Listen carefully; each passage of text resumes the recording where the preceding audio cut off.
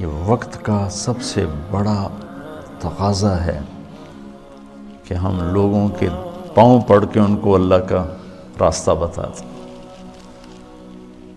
لاہور میں ایک لڑکی، بدنام زمانہ ہے، وہ میں نے ایسے اسے سلام دعا کر کر کر کر ماشاءاللہ 5 وقت نمازی بن گئی۔ تو وہ ایک جگہ شوٹنگ ہو رہی تھی، تو میں نے اسے فون کیا، میں نے کہا میں لاہور میں ہوں، مل سکتی ہو آ کے؟ اس نے کہا میں تو شوٹنگ کر رہی ہوں، 10 بجے فارغ ہوں۔ میں نے کہا اچھا بیٹی، جب فارغ ہو جاؤ نا پھر آ جانا، میں تیرا انتظار کروں، چاہے لیٹ بھی ہو تو آ جانا۔ یہ ہے کوئی 8 بجے کے بعد۔ 9 بجے پوری شوٹنگ ٹیم، باقی اداکار، ڈائریکٹر، کیمرہ مین سارے وہاں پہنچ گئے۔ میں بڑا حیران ہوں، میں نے کہا ہے تم تو کہہ رہی تھی میں 10 بجے فارغ ہو گئی۔ وہ کہنے لگی میں نے اپنے ڈائریکٹر سے کہا کہ مولانا طارق جمیل صاحب نے مجھے فون پہ کہا ہے کہ جب فارغ ہو تو آ کے مجھے مل جانا۔ وہ ڈائریکٹر بھی سامنے بیٹھا تھا، تو یہ کہنے لگے کہ مولانا طارق جمیل صاحب تیرے جیسی لڑکی کو فون کریں گے، یہ کیسے ہے؟ انہوں نے کہا آپ یہ کہتے ہو، وہ تو مجھے بیٹی کہتے ہیں۔ تو اس نے کہا شوٹنگ آف کرو، اور پورا سارا شوٹنگ کا جتنا بھی عملہ ہے، چلو چل کے مولانا کی ملاقات کرو، میں اس آدمی کو دیکھنا چاہتا ہوں جو ایک طوائف کو بیٹی کہتا ہے۔ وہ سارے مجھے ملنے آ گئے، سارے۔ صرف ممبر پہ بیٹھ کے تقریر کرنے کا تمہیں شوق ہوتا ہے کہ ہم بھی علامہ کہلائیں، ہمارے بھی کوئی جوتے اٹھائے، کوئی بیگ اٹھائے، کوئی آگے چلے، کوئی پیچھے چلے، کوئی چائے پیش کرے، کوئی روٹی پیش کرے۔ شاہ اسماعیل شہید نے بازار حسن میں گشت کیا تھا، موتی طوائف کے پاس گئے تھے۔ اللہ مجھے بڑے بول سے بچائے، اللہ مجھے بڑے بول سے بچائے، اللہ مجھے بڑے بول سے بچائے۔ 1831 میں ان کی شہادت ہوئی ہے، 1831۔ تو 1831 سے پہلے کا زمانہ، یعنی 1810-20 کا زمانہ لگا لو، جب وہ دلی میں ہوتے تھے۔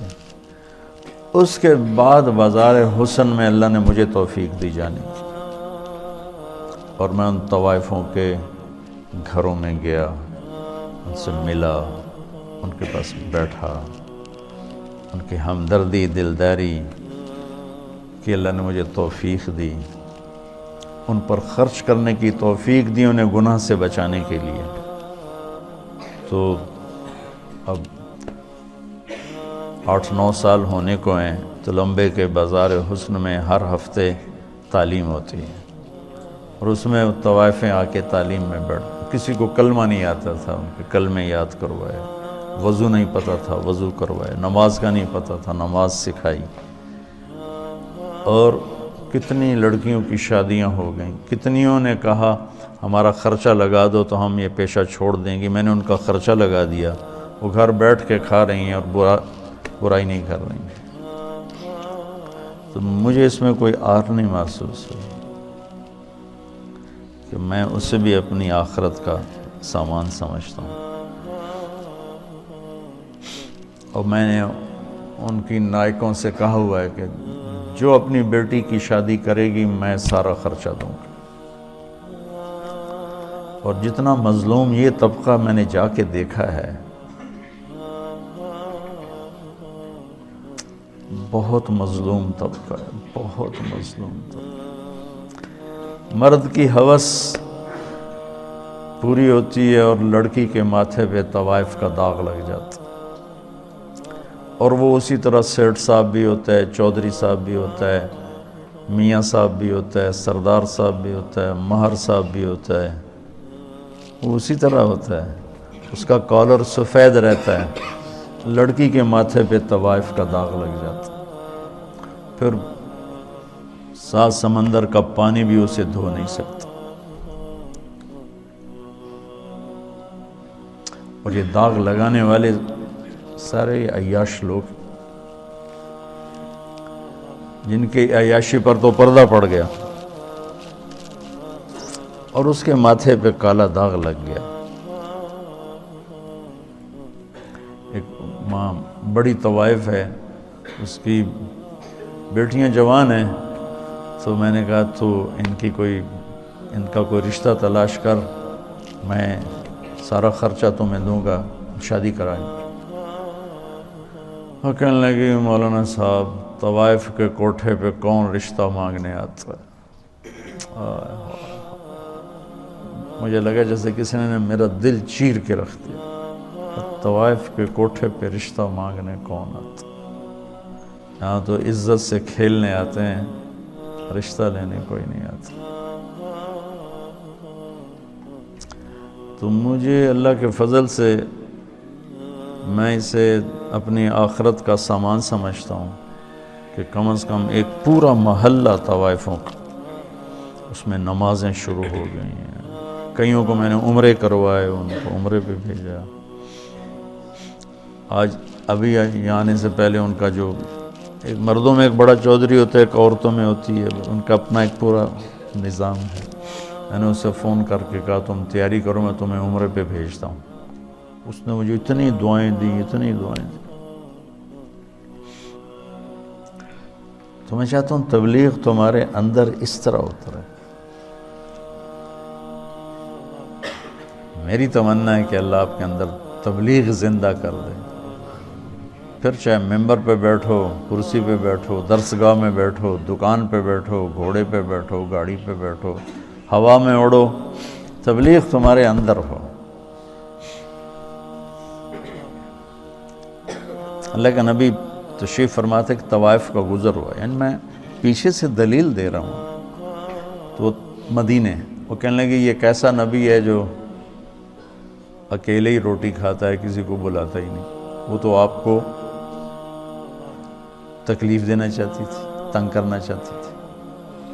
تو آپ فرماتے طوائف ہے، اس کو دھکے دے کے باہر نکالو. آپ نے فرمایا آ جاؤ، آ جا، بیٹھ جا. ساتھ بٹھا لیا.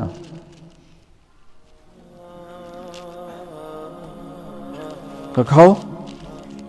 اس کا مقصد کھانا نہیں تھا، اس کا مقصد آپ کو غصہ دلانا تھا، آپ کو تنگ کرنا تھا کہ یہ کچھ کہیں گے پھر میں کہوں گی ویکھ لیا توڑا نبی اے گلاں کردا ہے.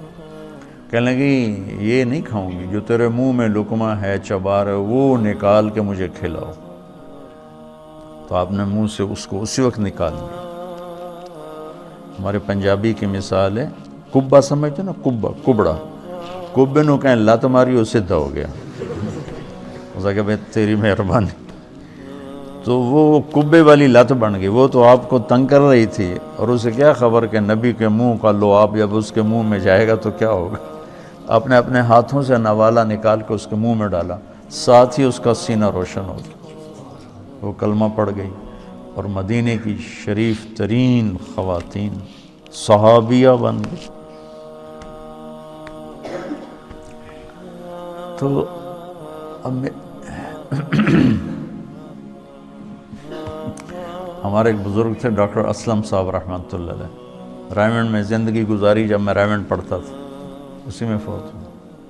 فوج میں تھے تو نظام الدین گئے تو مولانا الیاس صاحب رحمۃ اللہ علیہ سے کہنے لگے میرے پاس آدھا گھنٹہ ہے، اب مجھے تبلیغ سمجھا دیں. تو مولانا الیاس صاحب رحمۃ اللہ نے فرمایا کیا کرتے ہو؟ کہ جی میں ڈاکٹر. تو ایک سامنے بڈھا سا نا میں باتی بیٹھا تھا، کہ اس کو آدھے گھنٹے میں ڈاکٹری سمجھاؤں. وہ کہنے لگے میں آدھے گھنٹے میں اس کو ڈاکٹری سمجھاؤں گا، اس ان پڑھ کو میری عمر گزر گئی، میں اس کو ڈاکٹری سمجھاؤں آدھے گھنٹے میں. تو کہنے لگے تو مجھے تم نے کوئی گھسیارا سمجھا کہ میں تمہیں آدھے گھنٹے میں تبلیغ سمجھاؤں؟